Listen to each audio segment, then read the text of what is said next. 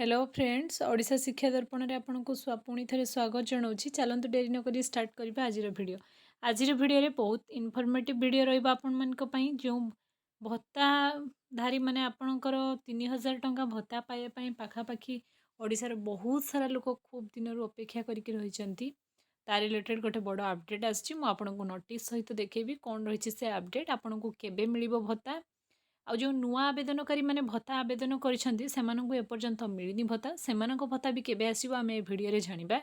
एमती भत्ता रिलेटेड आपणकर जो माने बहुत सारा कमेंट मते आसीथिला सेथिपई मु जो नुआ अपडेट आसला मु खूब शीघ्र आपण मानक पई नेकी आसली आ जदि ए भिडियो पर जदि आपणकर मनरे भत्ता रिलेटेड आ जहाँ भी माने क्वेरी आसुची आपण मते कमेंट सेक्शन में कमेंट करेंगे मु निश्चय आपनको तार उत्तर देबी। सरकार भत्ता रिलेटेड कौन नुआ अपडेट देइछंती ताहा ए भिडियो रे आमे जानिबा। भिडियोटी को स्टार्ट करबा पूर्व सर्वप्रथम आपनको कहि रखिबि कि चैनल रे जदि प्रथम थर पई विजिट करछंती चैनल को दया करी सब्सक्राइब करी रखंतु जहाँ भी किछि लेटेस्ट अपडेट आसुची सर्वप्रथम आपण पाई परिबे।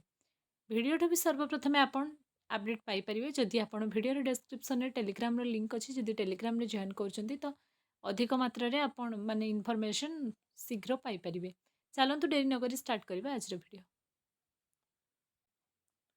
एटा देखंतु विधानसभार प्रश्नर उत्तर कौन रखिछंती सामाजिक सुरक्षा मंत्री आपण मु ताकू देखिबी आपणकर आ माननीय मंत्री कौन रखिछंती आ बिल्कुल व्यस्त हेबेनी ए भिडियोटा टिके लंबा हे पारे आपण भिडियोटा शेष पर्यंत मो सह कंटिन्यू करंतु। नुआ जो 6 लाख आवेदनकारी नुआ भत्ताधारी जो माने अप्लाई करछंती से माने बहुत दिन रु अप्लाई कलेनी तांको से माने मते बहुत कमेंट भी कलेनी जे पूर्व भिडियो रे मते बहुत सारा भत्ता भिडियो जो मु करथिली सर रिलेटेड बहुत कमेंट कलेनी जे हमको केबे भत्ता मिलिबो ता बाबद रे मो भिडियो रो आपर मु आपको नेक्स्ट जनइबी तेणु भिडियोटा शेष पर्यंत मो सह कंटिन्यू करन। देखंतु क्वेश्चन कौन ना भत्ता वृद्धि पाई पदक्षेप सामाजिक सुरक्षा और भिन्नक्षम सशक्तिकरण मंत्री अनुग्रह करी कहिबे कि नूतन भाव में वार्धक्य भत्ता विकलांग भत्ता विधवा भत्ता देवाई योजना करा जाउछि कि सरकार घोषणा करिथिबा 3000 टंका मिलिबा पाई व्यवस्था अछि कि केबेठारु उक्त योजना राज्य रे लागू होबो।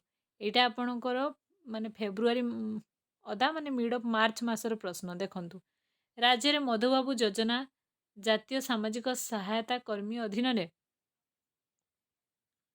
आपणकर जो हिताधिकारी माने जो एतिकी हिताधिकारी आपणकर अछंती मानकु भत्ता प्रदान करा जाउछि नूतन भाव में वार्धक्य विकलांग योजना रो अध्याविधि विचाराधीन नाही। सरकार उभय मधुबाबू योजना जातीय सामाजिक सहायता कार्यक्रम अधीन 80 वर्ष बा तौर्ध वयस्क 80 वर्ष तौर्ध भिन्नक्षम मानक सामाजिक भत्ता राशि को 3500 टंका वृद्धि करने निमंते विचार करुछंती माने एटा विचाराधीन अछि। आपण खूब शीघ्र पाइबा को जिबे काहे कि मु कहूची आपण पाइबा को जिबे ता रिलेटेड कॉज भी मु आपण को वीडियो रे देबी। नेक्स्ट देखंतु एटा कोन आपणकर 21/3/2025 माने मार्च 21 रे आपणकर मानस कुमार दत्त सामाजिक सुरक्षा और भिन्नक्षम सशक्तिकरण मंत्री अनुग्रह करी कहिबे कि विधानसभा रे क्वेश्चन आपणकर पचार जाइतला ओडिसा रे केंद्र प्रदत्त भत्ता टंका ठीक समय रे एसी माने अकाउंट रे न आसीबार कारण कोन अन्य वयस्क लोक माने बैंक जाई भत्ता टंका आनी पारु नथिबा स्थळे उक्त केंद्रीय भत्ता को राज्य एमबीपीवाई रे सरकार स्वतंत्र व्यवस्था करिवे कि जदि एही प्रकार नियमावली अछि तेबे आवश्यकता अनुसार सिस्टम बा सर्विस रे मध्य उक्त नियमावली आधारित करी ब्लॉक ए दिगरे स्वतंत्र मार्गदर्शिका पत्र साधारण लोकंकु मिलिबो कि 60 वर्ष ऊर्ध्व एवं अन्यान्य भत्ता पाउथिबा हिताधिकारी मानकु 3000 टंका भत्ता बाबद को देबा पई सरकार अनुग्रह करिवे कि ओडिशार केंद्र प्रदत्त रे ठीक समय आपणकर अकाउंट को टंका आसु नाही। आपणकर सामाजिक सुरक्षा और भिन्नक्षम सशक्तिकरण मंत्री होचंती नित्यानंद गंड जे वर्तमान अछंती तांकु ए प्रश्न विधानसभा रे कर जाइतला उत्तर सी कोन रखिले देखिबा चलंतु ना राज्य रे सामाजिक सुरक्षा कार्यक्रम अधीन रे हिताधिकारी मानकर बैंक अकाउंट रे डेबिट माध्यम रे मासिक भत्ता राशि प्रदान करा जाय तेबे किछि हिताधिकारी मानकर बैंक अकाउंट रो केवाईसी तथा आधार संशोधन होई नथिले भत्ता राशि जमा हेबारे असुविधा होइथाय। एही समस्यार समाधान निमंते ब्लॉक तथा जिला स्तर रे कार्य करुथिबा अधिकारी माने नियमित भत्ता हिताधिकारी मानक ठारू सेमानकर आवश्यकता तथ्य संग्रह करी भत्ता राशि जमा कराइबारे साहाय्य करंती। तेणु ए प्रकार व्यवस्था सरकार नहीं आसुचंती आपण खूब शीघ्र जानतु जे लागू होबा पई किछि टाइम लागिबो। डेबिट द्वारा बैंक अकाउंट जरिया रे भत्ता पाउथिबा कोनोसी हिताधिकारी माने बैंक रु टंका उठाइबारे असमर्थ हेले तांकु बैंकिंग କରେସ୍ପଣ୍ଡିଂସଙ୍କ ମାଧ୍ୟମରେ ସେମାନଙ୍କ ଗ୍ରାମ ପଞ୍ଚାୟତ ଏବଂ କ୍ୟାସ୍ ଆକାରରେ ଭତ୍ତା ଦିଆଯାଏ। ମାନେ ଯେଉଁମାନେ ଅଧିକ ବୟସ୍କ ବ୍ୟାଙ୍କକୁ ଯାଇପାରିବେ ନାହିଁ ସେମାନଙ୍କୁ ଆପଣ ଜାଣିଥିବେ ପଞ୍ଚାୟତରେ କ୍ୟାସ୍ ଆକାରରେ ଭତ୍ତା ଦିଆଯାଉଛି। ଆଉ ଯେଉଁମାନେ ମାନେ ପାରୁଛନ୍ତି ତାଙ୍କ ପାଇଁ ବ୍ୟାଙ୍କ ଆକାଉଣ୍ଟ, ଯେଉଁମାନେ ଚାହୁଁଛନ୍ତି ତାଙ୍କୁ ବ୍ୟାଙ୍କ ଆକାଉଣ୍ଟକୁ ବି ସରକାର ବ୍ୟବସ୍ଥା କରିଛନ୍ତି। ଆଉ ମୁଁ କାହିଁକି କହିଲି ଆପଣଙ୍କୁ 3000 ଟଙ୍କା ଭତ୍ତା ମିଳିବ ନିଶ୍ଚୟ।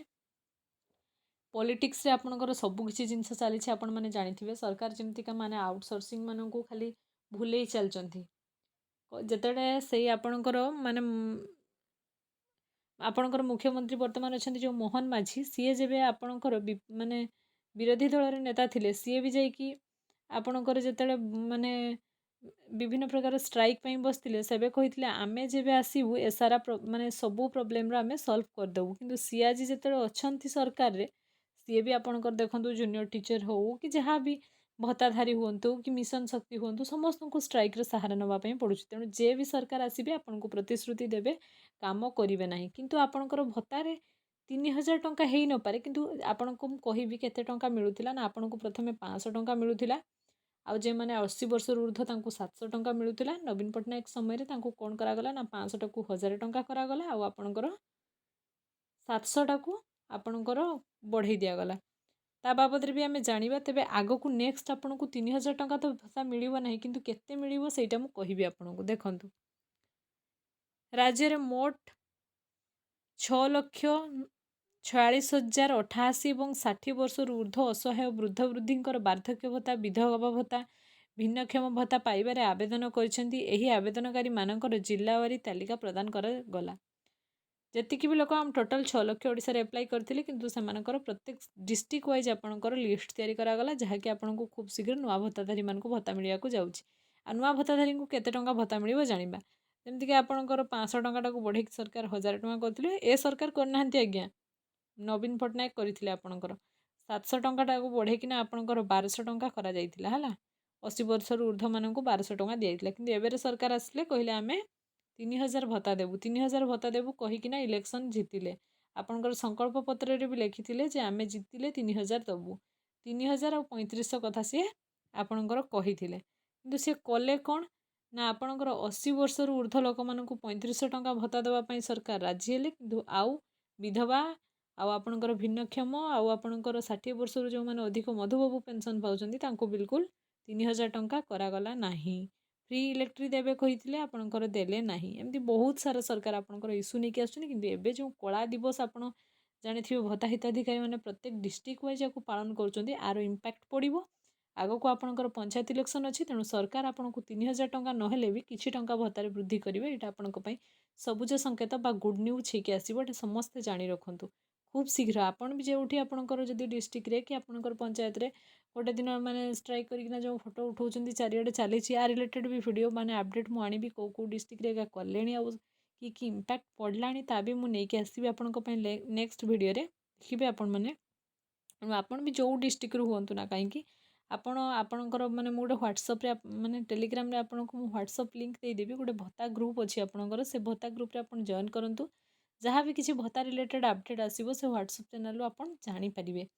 ତେଣୁ ସେଇ ରିଲେଟେଡ୍ ଯାହା ଆପଣଙ୍କର ସଂଘ ମାନେ ନେକ୍ସଟ ଷ୍ଟେପ୍ ନେଉଛି ଆପଣ ସେୟା କରନ୍ତୁ। ଖୁବ୍ ଶୀଘ୍ର ପଞ୍ଚାୟତ ଇଲେକ୍ସନ୍ ଆଗରୁ ଆପଣଙ୍କୁ ନିହାତି କିଛି ତ ଗୁଡ୍ ନ୍ୟୁଜ୍ ଭତ୍ତାରେ ମିଳିବ। ତେଣୁ ସରକାର ଆପଣଙ୍କୁ ବାରମ୍ବାର ପ୍ରତିଶ୍ରୁତି ଦେଉଛନ୍ତି, ରଖୁନାହାନ୍ତି, ମୁଁ ବୁଝୁଛି। କିନ୍ତୁ ଏହା ରିଲେଟେଡ୍ ମୁଁ କହିଦେଲି ମାନେ ସିଓର ଆପଣଙ୍କୁ ଇମ୍ପାକ୍ଟ ପଡ଼ିବ। କାହିଁକି ବିଧାନସଭାରେ ପ୍ରଶ୍ନ ଉତ୍ତର ମାନେ ପଚରା ଯାଇଥିଲା। ଆଉ ବାରମ୍ବାର ଆପଣଙ୍କର ଭତ୍ତା ହିତାଧିକାରୀ ମାନେ କଳା ଦିବସ ପାଳନ କରୁଛନ୍ତି, ଯାହାକୁ ନ୍ୟୁଜ୍ ଚ୍ୟାନେଲ୍ ବାଲା ବି କଭର କରୁଛନ୍ତି, ପେପରରେ ବି ଆର୍ଟିକଲ ଆସୁଛି। ତେଣୁ ସରକାରଙ୍କ ଉପରେ ଏଇଟା ଗୋଟେ ଇମ୍ପାକ୍ଟ ପକେଇବ। ଆଉ 2027ରେ ଆପଣଙ୍କର ପଞ୍ଚାୟତ ଇଲେକ୍ସନ୍ ଅଛି। ତେଣୁ ପଲିଟିକ୍ସରେ ତ ସବୁ ଖେଳ। ତେଣୁ ଆପଣଙ୍କୁ ଗୁଡ୍ ନ୍ୟୁଜ୍ ଖୁବ୍ ଶୀଘ୍ର ମିଳିବାକୁ ଯାଉଛି। ହୁଏତ 2025ରେ ନ ମିଳିପାରେ, କିନ୍ତୁ 2026 ସୁଦ୍ଧା ଆପଣମାନେ ନିହାତି ଭତ୍ତା ରିଲେଟେଡ୍ରେ କିଛି ତ ଅପଡ଼େଟ୍ ଦେଖିବାକୁ ପାଇବେ। ଦେଖନ୍ତୁ କ'ଣ ଲେଖା ହେଇଛି ନା, ରାଜ୍ୟ ସରକାର 2025 ମସିହା ଜାନୁଆରୀ ମାସରୁ 80 ବର୍ଷ ବା ତଉର୍ଦ୍ଧ୍ୱ ବୟସ୍କ ପାଇଁ 80 ବର୍ଷ ବା ଭିନ୍ନକ୍ଷମ ଯୋଗ୍ୟ ହିତାଧିକାରୀମାନଙ୍କ ପାଇଁ ମାସିକ ଭତ୍ତା ରାଶିକୁ 3500 ଟଙ୍କା ବୃଦ୍ଧି କରିଛନ୍ତି। ସେଇଟା ସରକାର କରିଦେଲେ। କାହିଁକିନା 80 ବର୍ଷରୁ ଅଧିକ ଲୋକ, ବହୁତ କମ୍ ଲୋକ ମିଳିବେ ଆପଣଙ୍କର। କାହିଁକିନା 80 ବର୍ଷ କ୍ରସ୍ କରିବା ପାଇଁ ଆଜିକାଲି ଡେଥ୍ ହେଇଯାଉଛି, ସେତିକି ଲୋକ ରହୁନାହାନ୍ତି। ତେଣୁ ସରକାରଙ୍କୁ ମାନେ ରାଜସ୍ୱ ଅଳ୍ପ ଖର୍ଚ୍ଚ କରିବା ପାଇଁ ପଡ଼ିବ। ତେଣୁ ସରକାର ଏଇ କଣ୍ଡିସନଟାକୁ ଫୁଲଫିଲ୍ କଲେ। କିନ୍ତୁ ଆପଣଙ୍କର ଯେଉଁମାନେ 60 ବର୍ଷରୁ ଉର୍ଦ୍ଧ୍ୱ ମହିଳା, ବିଧବା, ମଧୁବାବୁ ପେନ୍ସନ୍, ଏମାନଙ୍କୁ 3000 ଟଙ୍କା ଦେଲେ ନାହିଁ। କିନ୍ତୁ ସରକାର ଦେବା ପାଇଁ ବାଧ୍ୟ। ଯେଉଁ ଯେଉଁ କଣ୍ଡିସନ୍ ଆଗକୁ ଆପଣଙ୍କର ଆସିବ ସରକାର ଆପଣଙ୍କ କଥାକୁ ମାନିବା ପାଇଁ ବାଧ୍ୟ ହେବେ। ନିକଟରେ ହିତାଧିକାରୀମାନଙ୍କର ମାସିକ ଭତ୍ତା 500ରୁ 1000 ଏବଂ 700ରୁ 1200 ଟଙ୍କାକୁ ବୃଦ୍ଧି କରାଯାଇଛି। ସରକାର ଏଟା ଆଜ୍ଞା ଉତ୍ତରରେ ରଖିଲେ, କିନ୍ତୁ ସିଏ କରିଛନ୍ତି କି ଏଟା? ସିଏ କରିନାହାନ୍ତି। ପୂର୍ବ ସରକାର ଆମର ଏଟା ଆପଣମାନଙ୍କ ପାଇଁ ଲାଗୁ କରିଥିଲେ। ଏହା ଥିଲା ଆଜିର ଅପଡେଟ୍। ଆଜିର ଭିଡ଼ିଓ ଯଦି ଆପଣମାନଙ୍କ ପାଇଁ ଇନଫର୍ମେଟିଭ୍ ହେଇଛି, ଚ୍ୟାନେଲକୁ ସବସ୍କ୍ରାଇବ୍ କରନ୍ତୁ, ଭିଡ଼ିଓକୁ ସେୟାର କରନ୍ତୁ, ଭିଡ଼ିଓକୁ ଲାଇକ୍ କରନ୍ତୁ। ଆଉ ଏମିତି ଲେଟେଷ୍ଟ ଅପଡେଟ୍ ପାଇଁ ଚ୍ୟାନେଲ ସହ ଯୋଡ଼ି ହେଇ ରୁହନ୍ତୁ। Thanks for watching. ଆଉ ଟେଲିଗ୍ରାମରେ ଜଏନ୍ କରନ୍ତୁ, ଯାହା ବି ଅପଡେଟ୍ ଆସିବ ମୁଁ ସର୍ବପ୍ରଥମେ ସେଠି ଆପଣଙ୍କୁ ଅପଡେଟ୍ ଦେଇପାରିବି।